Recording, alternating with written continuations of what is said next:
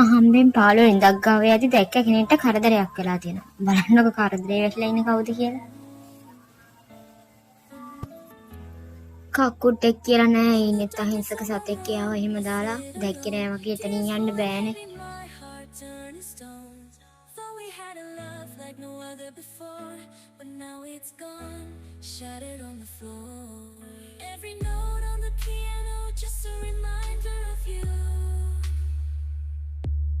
Every word I read tells a story so true.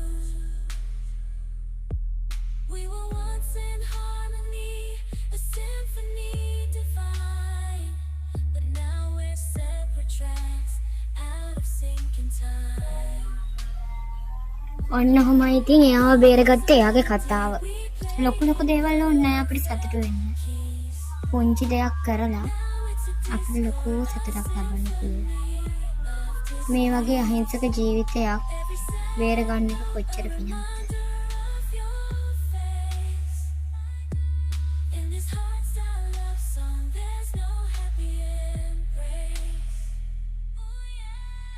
Broken dreams, shattered heart, whiskey on the floor, melody